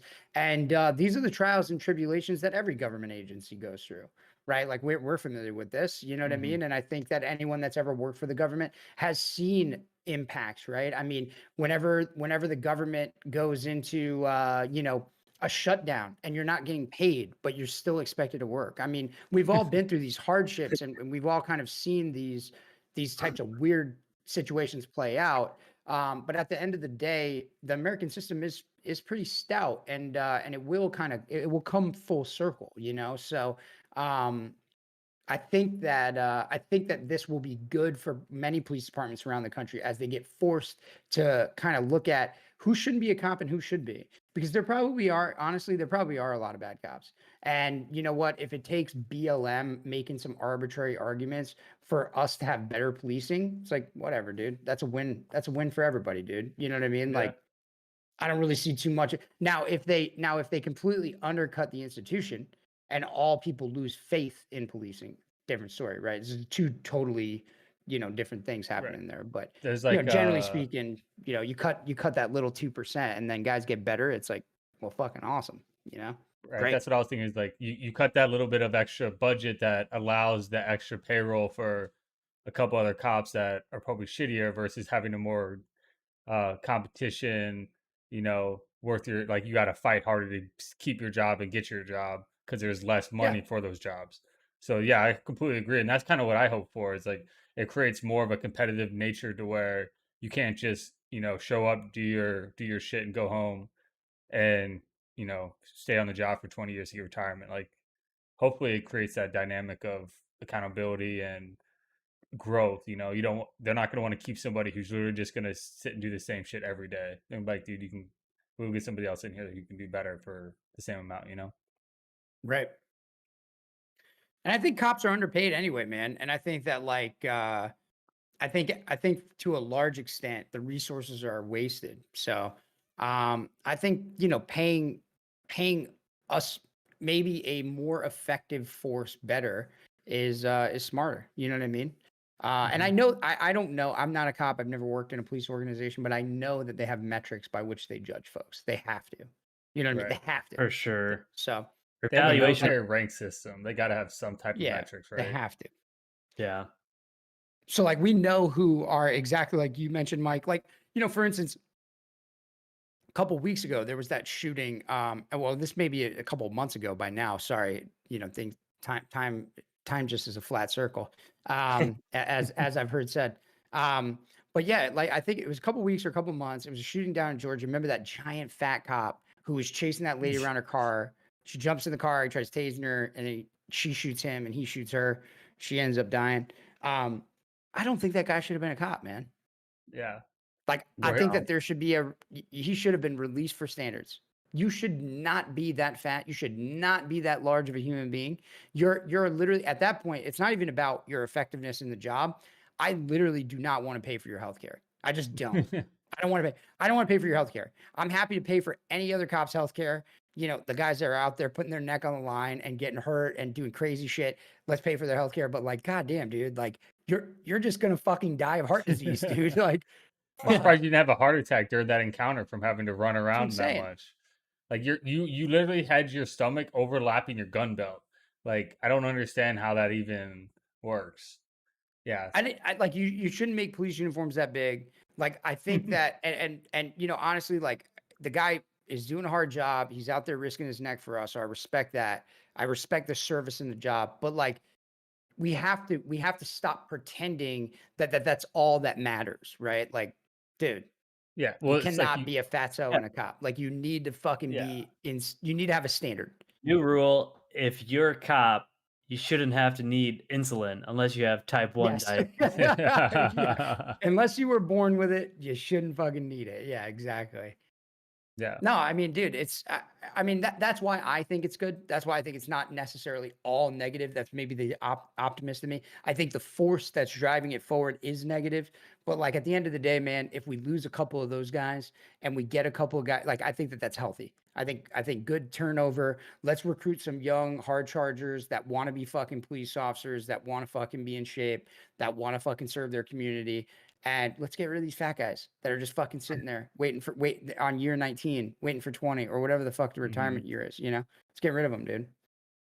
No, yeah, it's like it's almost a way to trim the fat because a lot of stuff I was reading is like police budget gets so bloated over higher crime, just funnel money into the police departments that'll fix it, right? So maybe this is a much needed trim the fat, cut back on maybe some of the budgets so that you don't have it going to hiring every Tom, Dick, and Harry and keeping them on forever because the police unions are like, hey, he's been here for so long, you can't fire him because he's overweight anymore, you know?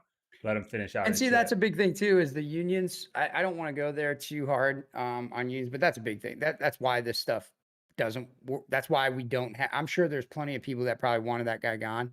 I mean, would you want to work with somebody like that? I wouldn't. You know what I mean? Like I wouldn't feel safe with you. But you know, it's like at the time,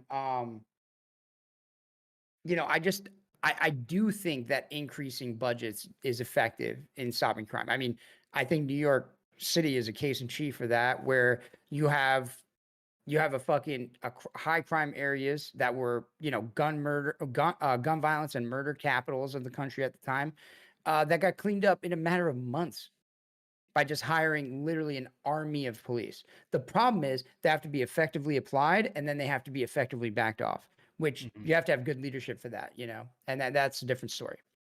But, and probably would be, you know, relative to the area that we're discussing, right? Like what worked here in New York City probably wouldn't work in St. Louis. You know what I mean? Things like that. Right. So it's also take some, you got the problem once you increase the budget and the manpower, you don't want to lay off, so you don't want to decrease your budget. So how do you utilize them once you do curve that threat that was initially used for? Well, that's why you need honest politicians. You need honest politicians that say, look, in my tenure, I'm going to open your budget and I'm going to zip your budget back up. And they need to have those conversations behind closed doors. That's not something you announce to the public. That's something you talk to the police commissioner about and you talk to the police unions about. You sit down, you say, look, do you want to raise your fucking kid in these neighborhoods? No. So let's fucking clean the goddamn place up. Let's get the fucking place straightened up. And then we'll go back to business as usual. And we can have our little petty fights, right? That's real leadership. That's real diplomacy.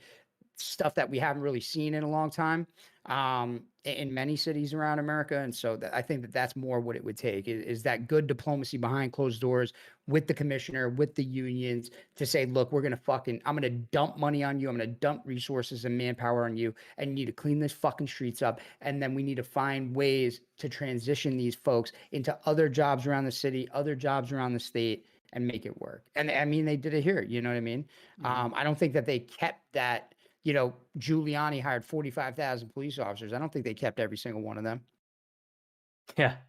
You know, and many of them, the you know, the beauty of is many of them probably do not want to stay there. Many of them are not able to be firefighters. Like, for instance, like in New York City, I'm sure it's very similar in other places, but in New York City, the hierarchy is kind of like being a firefighter is one of the hardest things to get into. It's like a mafia job. You know, you got to know folks and you got to score right on the tests and be physically fit in the right ways. And then next down is like being NYPD, and next down is like being corrections, and next down is like, and there's like these kind of city jobs that are easier or harder to get into, like on a spectrum. And a lot of people will take jobs in the step down in order to get that extra time on so that they can cross in. Right. So I've had friends that, they did corrections for a few years and then got their seat on the fire department.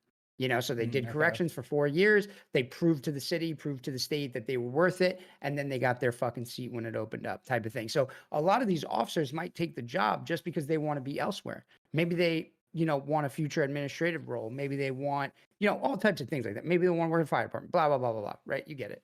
So I think there's lots of things that you could do. There's lots of ways to plan it. The problem is that people they have no fucking spines. They have no fucking balls. And all they want to do is appease their constituents. And they don't want to roll their sleeves up and sharpen their elbows in the fucking pits, bro. Fighting unions and fighting dude. They don't want to do that. Yeah. They're lazy.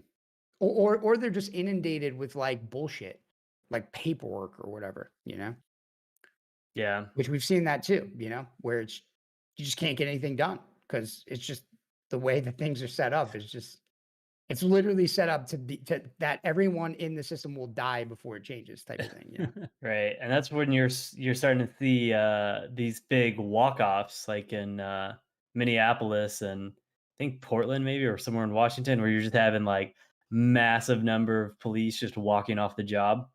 I think it was like 200, right? In like one day. It's like we're Yeah. out. Yep. Yeah. Which, I mean, given the recent climate, I don't blame them. I'd never want to be a fucking cop. I can't believe people still want to do it. Seems terrible, but also like it's also, okay, well, if you think you have it better somewhere else, then like I think that kind of falls on the department itself, to where you think it's just completely okay for you to walk off the job, Right. Right. So, but Yeah, the police union thing, or the unions are their own thing that we could maybe get into another time, because that's a huge topic, because they create a lot of the problems that we see, I think, with the climate. Yeah. I think that's all I'm a huge anti-union guy. I mean, dude, like even here in New York City, have you guys ever heard of rubber rooms? Have I told you guys about that? Rubber rooms are just like a quick example of how disgusting unions are. Like, let's say you're a school teacher in New York City and you get accused of molesting a kid.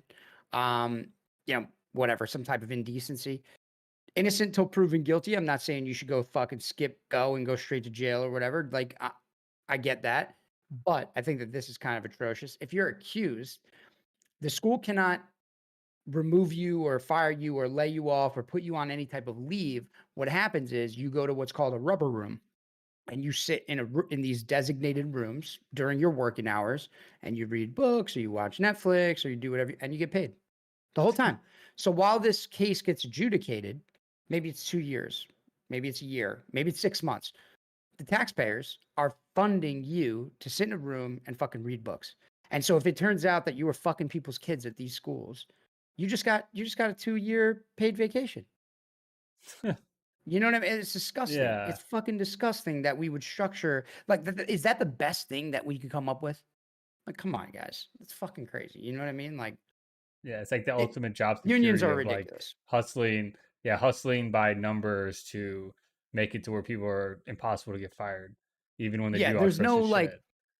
There's no like wage slaves getting their arms stuck in machines anymore. Like unions purely exist as a self-licking ice cream cone, where they only exist to make your life better so that they can continue to exist. So that they don't give a fuck how that happens, right? Like, however I can make your life easier or better by fighting your institution so that you keep paying me dues, I will do that. It's literally the definition of a self-licking ice cream cone. And you have to do it. You have to be part of it if you're in that world. Yeah. Like you can't take that job and not be in it. Usually it's compulsory. And if you don't take it, it's, well, you know what I mean? Yeah. It can be not good for you. Not good for your career prospects, at least. Right. It's terrible. It's very sad. Yeah. Yeah. Unions, most of them are terrible like that, but in some cases I think they're they're necessary. Like, for example, I think if the MMA fighters unionized, they would have a much better life. Yeah, I mean, I'm not going to doubt the power of collective bargaining. I mean, collective bargaining is obviously extremely useful. It's really practical. What I'm saying is that today, you don't a teachers union is not necessarily saving teacher jobs, or all they're doing is providing quality of life at this point and collecting dues. That's all they're doing. And they will tote out any case that they possibly can. Maybe they have like a Brown v. Board of Education violation that they found one in New York City or something like that. They'll tote that to the fucking dying end at how effective they are at preventing these types of things. And it's like, dude, no, you're not. Yeah. No, you're Right. not. You know what I mean? And so, like, I think exactly like what you're saying, I think unions are effective when you need collective bargaining power, but having a union for the sake of a union, right? Forever, Right. continuously. True. When the institutions don't violate anything, it's like, well, what the fuck are we doing here, man? You're just robbing people straight up. And then all Right. the crime that comes associated with that, like, let's not even talk about the fact that unions were essentially mafia fucking controlled in many parts of the country, especially Chicago and New York City, and probably St. Louis, for many, many years. That's like how they got their foundations. And those coffers are embezzled. Like, literally, there is a major case every year of union coffers being embezzled every fucking year without fail. I mean, and that's not to say that money doesn't corrupt people wherever it is. It's just to say that, like, if you're not really doing a whole lot and you're bringing this increased risk, like, what the fuck are we doing? I don't know. But yeah, maybe we should do like maybe we could do that in the future. Do like kind of like a big union episode and just kind of break down unions, how they work, why they're good, why they're bad, what collective bargaining is, where it comes from, shit like that. I mean, Yeah, the it's history, definitely how it originated. yeah. Yeah. It's definitely good stuff, I mean, and people had to fight real hard because working conditions were real bad at one point. You know Like what I there mean? was a legitimate reason for them at one time, like they actually had a purpose for a while. So And yeah, I mean, like in chat, we have unions haven't helped the police recently, and of course, they're not going to, because they have their political objectives as well, and they need to be sanctimonious. So they can't strike against the politics, and they can't strike against the police. So and this is another case in point, and why I hate unions is that they just sit right nice in the middle. Unionize the military. I'd love that. I'm still waiting on my back pay. I'm still waiting on my overtime check from the government. That's my back pay for all the hours I worked above 40 hours a week, because since that's like a normal work week. For all the times I showed up to the BAS and they were like, "Hope you brought your sleeping system." I'm just waiting on. I will probably die before I see that overtime check. But yeah, if we can unionize and get me some overtime for those 10 years, I'm happy to take that. I'd love that. Yeah, bro. I'd be smitten by that. Dude. But yeah, man, I don't know. Police unions, all types of unions. There's lots to say about them. Usually, they're only in big cities where they can make a lot of money, and it's pretty pathetic. But I don't know, man. We're getting kind of late in the episode. I graduated college today. No, So congrats, bro. Kudos to me. Congrats, dude. It's finally over. You now can I'm get gonna a be job. now I'm gonna be a working sucker. Did it. Hell yeah, dude. That's it, dude. You You finally made it got through, bro. you get the piece of paper that says you can join the rest of society again. That's it, dude. I'm going back to be a regular person again. It's been a long time. Maybe I'll join a union. There you go. What I want to know is Drew's Mortal Kombat review. That's what I've been waiting for, like the whole episode. I didn't want to bring it up too early, but I haven't watched it. Have you watched it? I always wait for Drew's Let reviews. the spoilers come. Let the spoilers come, because if you got spoilers, dude, I want them, because that's how I know if I should watch it. If the spoilers are good, I always do it. Same with games. I only play if I see the spoilers. Yeah, the Mortal Kombat remake. I don't know, what is there to say about it. It was awful. It reinforced my belief. I knew you were gonna hate it. It reinforced my belief that Mortal Kombat just can't be a movie. Like, it's such a ridiculous premise. Why would you ever even try to make that into a movie? Like it starts off decently. It starts off like in 17th century Japan. And there's a pretty good like action sequence there. And dude, it just takes a hard nosedive like immediately after that. And it is just, dude, it's like somebody like I don't know who wrote this. I understand people are gonna be like, oh, just like fucking Godzilla versus Kong. Like, oh, what do you fucking expect? It's a giant lizard and a fucking giant ape. What do you want from it? It's like, yeah, I'm sorry I have a standard where I go into something where I'm not expecting a whole lot from it, and I'm pleasantly surprised because it was well executed and well thought out and done correctly. But apparently, whoever wrote this screenplay was, as one person I saw reviewing it, they must have been involved in several car crashes and then had a lobotomy and then wrote the screenplay immediately after it because it made no sense. It was complicated, convoluted, boring. The dialogue just makes you want to fucking get Ebola and dengue fever and die. Was there no like good action to it? Like I know you said in the beginning there was, but like throughout the plot, there was no good action to kind of augment the fact that it was just kind of a stupid screenplay. I will say the one good thing is a lot of the fights are pretty well done. The CGI and the choreography and the fights are pretty good. The final fight's kind of a dud. But yeah, the fatalities were done well. And that's what I would expect that though, right? that's what you Like want it's from 2021. Yeah, that's what Right. you want from Mortal Kombat. But like, dude, you have the 90s Mortal Kombat, which we all see, and plus it's helped by all the nostalgia that we have of being kids and watching that. But it just, Right. yeah, dude, there's just can't be a movie. And like, dude, okay, you can shit on me for like hate. They're like, oh, what do you expect from a fucking schlocky action movie? Okay, then why are Marvel movies better than DC movies?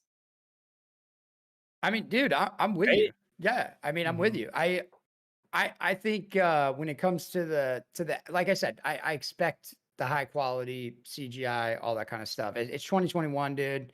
Like we got robots on Mars. Like, dude, give me good CGI for sure. Yeah. The So, bare minimum is good CGI. That's bare minimum. Yeah, it's bare minimum. So like, yeah, absolutely. There's something to be said for storyline and storytelling. So I mean, anyway, it's violent, it's brutal. You got fucking Sub-Zero fucking breaking fucking dudes' arms off and freezing them. Pretty pretty good. good. That's pretty That's good. not bad. It's good. That's like from there, it plummets, bro. It plummets hard. Well, you know So why what it is plummets? what is like the can I get a little like storyline here? Like what's the whole narrative? Like in a nutshell, nothing crazy, just like The movie's called Mortal Kombat. Ironically, there's no Mortal Kombat in the movie. They don't have a fucking tournament. It's oh god. I mean, at least the first movie got it right. They actually did a fucking tournament. I don't know. Maybe this guy subscribes to the Ryan Johnson subvert expectations. My expectations were subverted effectively. Well done. But it starts off 17th century. Fucking Scorpion and Sub-Zero got some type of weird beef that we're supposed to, I don't know, have some background knowledge of because they're just like, oh, I'm from so and so clan. I'm from so and so clan. They like fight to the death. It's just like, okay, okay, whatever, cool, I guess. And then transported into modernity. And like apparently there have been 7 or 9 tournaments. The Earth realm has lost 9 of them, and if we lose a 10th one, this outworld or where these demons or monsters come from are going to invade our world. Well, spoiler alert: the guy that is in charge of the demon world is not waiting for the tournament. Is like, fuck that! I'm not following the rules. We're just going to invade now. And then he sends Sub-Zero in to like kill all of Earth's champions, and it's just fucking terrible. There's like some fucking 2-bit. They have the Ben Askren of MMA fighters, who's the Earth champion, who is apparently, spoilers alert, is the lineage of fucking Scorpion, who's apparently the greatest ninja that's ever walked the Earth. Like, does this sound good to you? Like, I know I'm shitting on it, but like, and then it's like, no, it sounds bad. yeah, and then it's all about like he's like, oh, you gotta find your inner, like, it's what, dude, it's fucking, it's cliche, it's cliche as fuck. Oh, you gotta find your inner power, fucking Johnny Cage knockoff who's not called Johnny Cage. And he's like, "Oh, I can't. It's too hard. I gotta go back to my family." And then, like, his family gets attacked by fucking Prince Goro, the guy with the 4 arms or whatever. And he's like, "Oh, I can't let my family die." And then his powers, he finds his inner power and kills the dude. And then, oh, surprise, good guys win. Yeah, you really sold me on it. I'm gonna go watch it after we're done with the podcast. You sold me on it. I'm ready to Yeah. watch it. Dude, Dude, it's awful. I saw the memes of his like Mortal Kombat flops because they make him wear masks in the picture because it's Sub-Zero and Scorpion. They have masks on anyways. No way. Yeah. Was that from The Onion? No, that can't No, be it true. was satire. It was definitely like a meme, but it was Okay, like I was like, they're bro, like I was like that's hilarious, bro. If that was like a CNN headline or like a BuzzFeed headline, dude, I would fucking die. I'd go Dude. straight up to my roof right now and fucking jump off, dude. God, I saw what you did for the dinosaurs. Do it for me. I couldn't live in a world that where people did that, dude. That is crazy. Dude, I was laughing so hard. I was like, dude, that's so good because I know people probably will buy into that a little bit at first or think that it's real if they don't know Mortal Kombat. Like I could see people definitely falling into that like whole mask scenario of like that we're living in now. So I thought that was great. People are Yeah, it's creative with like, memes, man.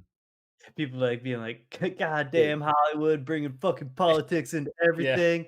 You know, watch a movie Well, without people watching masks or wearing masks." dude, I mean, I don't think we talked about this last week because once again, time flat circle. I can't keep track of the days, but dude, the Oscars had this is giving me faith, Yeah. It's reinstilling. It's a breath of fresh American air, red, white, and blue air coming into my lungs.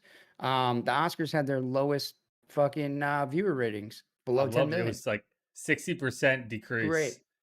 Yeah. Wonderful. So do you guys Love do you it. think that's a solid trend, or do you think that is due to COVID, no good movies that came out? I don't know because then they bash the police a lot too. So I wonder if it's just people like not I'm wanting getting that to too. kind of losing a Well, little bit of dude, respect for look, I'm that gonna be shit. honest with you, bro. I'm gonna be honest, dude. They also gave Anthony Hopkins the Oscar over who's the other guy? The Black Panther guy? Can't remember his name. Chat. Oh, Yeah. Look, man, Black Panther was a cool movie and all. Dude, Anthony Hopkins is a phenomenal actor in everything he does. Can you name a bad movie he was in? I'm okay with that. So yeah, all those people that are crying racism and all that bullshit, they can fuck off. So Dude, I didn't watch the Oscars, but I was happy to see that Anthony Hopkins got one. He's great. Love him. Hannibal Lecter? Come on, dude. You kidding? Just like haunts my dreams still. It's great. he is, Anthony Hopkins is one of the finest actors still living today, by far. Ever, dude. Yeah, dude. Huge. He's so good. I think if you like sincerely asked everybody who had the best performance for the category they were nominated in, they would all say Anthony Hopkins in the role that he won it for. Right. I think this is a indication. I mean, I take it as a positive sign as well because I don't think there's anything more gross to me than the Oscars. Like it is literally the most vapid shit you could ever imagine. Like it's just these ivory tower limousine liberals getting all in their fucking high dress. They're all like wearing their Sunday's best. Yep. Look at me, I need all the attention. I'm gonna wear the most ridiculous thing. And then like you got fucking stupid ass Joaquin Phoenix, goddamn, talking about fucking cow's milk while he's getting an Oscar, and it's just like, dude, we're sick of your shit. Like you're so detached from like what everybody else does. I don't know why anybody gives a fuck about any of you guys. Half the movies that are even nominated for an Oscar, nobody's even watched them. I think the ratings decline or like the drop off. Like I think it's a bit aberrant because it was so low in comparison to what it has been. Although it has been a negative trend like over the last 10 years. Like each year it gets lower and lower and lower. Which it's an indication that it's dying. The people that run the Oscars are so out of touch with what, like, I don't know. It's so stupid anyway. Like, what's the best movie? Like, it's so subjective to begin with. yeah, Like, it's like the Rotten Tomatoes thing where Rotten Tomatoes always has the worst reviews and it's like still a good movie, but it'll have like but a horrible review. Right, but the academy that runs the Oscars, like, they have gotten themselves in such a weird position. One, there's no host for the Oscars anymore because now they're just done having hosts, apparently. And then they did the What's weirdest. the deal with that, though? Do you know the deal with that, or just like, no, it's a mystery? Well, I think a lot of people, like, it was a lot of work to begin or prepare for it, so I think it just become less and less Okay, popular to do over time, makes and so they sense. just couldn't get as many people to do it, and then, like, I think the last time, like, the whole thing was, like, they wanted, I think Kevin Hart to do it, right? They wanted Kevin Hart to do it, and there's, like, they dug up some, like, tweet of him, like, disparaging women or something like that, Yeah, and Kevin Hart was like, "Fuck you guys, I I'm remember not that. Yeah, I don't need to do this. Fucking, I'm not doing it." And then they're like, "Oh, we'll do it without a host." And then like the strangest decision they made for this Oscar, they didn't show any movie clips. What's the point of fucking watching the Oscars? Like nobody any of this fucking movies. So like what? Like I why didn't would it? know that. Yeah, dude, it's Yeah, I didn't bizarre. watch them. Yeah. It's bizarre. And then on top of it, like, dude, it's just a Fucking like weird, it just dude. shows how out of touch these people are that run this type of shit. Why wouldn't you show clip like that's half the reason why people watch is like to watch a clip of a movie they've never even seen before. Like, why am I supposed to care? Oh, I guess. Yeah. Uh, Yeah. and then at the end, it's just like, you've changed the entire order of the Oscars where Best Picture always goes last. You changed it to Best Supporting Actor is going to go last. Like, the results before they even go. I mean, how many times like do we have to see that this not only is this organization out of touch, they can't even competently run the thing where they had the big snafu with where La La Land came out to accept the Best Picture, but it was really Moonlight that won Best Picture, and it was like, oh, where'd you like what the fuck? Oh, wrong card went out there. But you have Best Supporting Actor going last, so you're like, oh, obviously Chadwick Boseman, won Best Supporting Actor, so why else would they be going last? And then they go Anthony Hopkins, and then everybody loses their fucking shit. So, well, if you knew the outcome, like, why would you do that? Or Yeah, it should just be like, okay, you do it however it goes, and then at the very end, you're like, here's a posthumous Oscar, like lifetime achievement Oscar for what Chadwick Boseman accomplished in his short acting career. That's what you do. Like, that's smart. Mhm. I'm just a fucking idiot that had like is fucking. I have no connections to like the Hollywood industry or movie making, like, but I have a fucking better idea than the entire academy that runs the Oscars. Dude, I think you're right, man. Like, I don't know who the fuck these people are that are making these choices, and they seem to be making the wrong ones continuously, with no regard to improve. Yeah. It's like they I don't don't even know. care. It's just like you said, it's like just a Ivory Tower Club like thing they do every year. So they like don't even really care. Maybe once it gets low enough, they might maybe be like, this is getting bad. But yeah, it doesn't seem And like they really care. I think a big thing too is that like a lot like what you were saying earlier about like a lot of these dudes fucking making like and chicks making fucking like all these crazy statements and doing all this weird being detached from reality. It's like these classic actors, a lot of these classic dudes like in Anthony Hopkins, it's like I'm sure he's made his statements that had like powerful political statements or whatever, but I just don't really ever I to be honest, actually, I don't think he even has. That's the thing. It's like I don't think he has. I don't think he's gotten up there and done like a Leonardo DiCaprio climate change fucking speech. You know what I mean? Sounding like he's fucking Al Gore or something. And I don't think he has. And I think a lot of those more, those older, more silent folks in the acting community are the ones that cared about the trade, that cared about the art, that talked about how hard it was to get there, how much work it took between so many different people, to create such a good film or such something that was long lasting. It's like you hear less and less of that. I don't know. My girlfriend watched them, and I heard one guy, I don't even know who the fuck he was. He just went on and on and on and on, thanking random people for like 10 minutes, dude. I mean, it wasn't 10 minutes, but it was like he's just thanking random people. I don't know. He was a black fella that had like an English accent. I don't know if that helps anybody narrow it down. But he just thanked people for like 5 minutes. I'm like, what? Why would anyone want to watch this? Like, I would never, anybody want to yeah. watch me thank like I just graduated college. Anybody want to hear me thank everybody that brought me here today for 5 minutes? Is that how we should close the show? Would that make everybody real happy? Like, what the fuck is that? It's weird, man. It's stupid. I guess because it's your moment, you get to like do that or something. I don't know. dude, it's your moment, and they're like, I don't know, like this is what's wrong with actors. Like they're so fucked up in the head because like their job is so reliant on getting the next role. So like if he doesn't thank like if he doesn't thank all the producers or associate directors, all that stuff like that, help make the film that got him an Academy Award, like then his phone might stop ringing the next day. You know, because like oh, I got slighted because I wasn't mentioned in his thank you or whatever. Yeah. No, that's probably, you know what? You're probably right. Did you hear any like political stuff go down at this one? I didn't watch it. I didn't really see anything come out of it. I So didn't. like I didn't know. I didn't watch it live. I just like heard about like how they had changed the format so dramatically from previous years. But I only heard about the fucking Anthony Hopkins one. That was it. Yeah, and I think that was for best actor, not best supporting. But whatever. Yeah, whatever. Yeah, I mean, whatever. It doesn't matter. But yeah, I couldn't believe it, man. Just fucking make a big deal about fucking everything. Yeah, I mean, it's weird that everybody cares and like about the Oscars and the like. I think the Oscars are like they're just doomed because like not only they get it from either people that think a lot like me or view the Oscars how I do, like they also get it from the far left too. Because like, what was the other narrative of the night? It was like the second woman in 93 years to win an Oscar for Best Picture, or like Best Director, and it's just like, what the fuck is like? Why aren't there more representation of women? And it's just like, I don't know, fucking make better movies, I guess. I don't know. Yeah.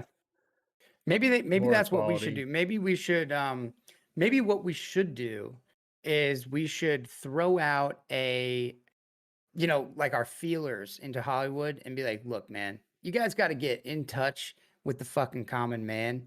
And that's us. So why don't we help you out with what you should be producing, how you guys should be structuring the Oscars? We'll just all kind of take an arm of it, right? Drew, you can do screenplays for all the movies. Mike, maybe you can help figure out like how they'll run the Oscars. I don't know what the hell I would do. I'll just yell at everybody. I'll just run around. You'll be in charge of making sure timelines are held.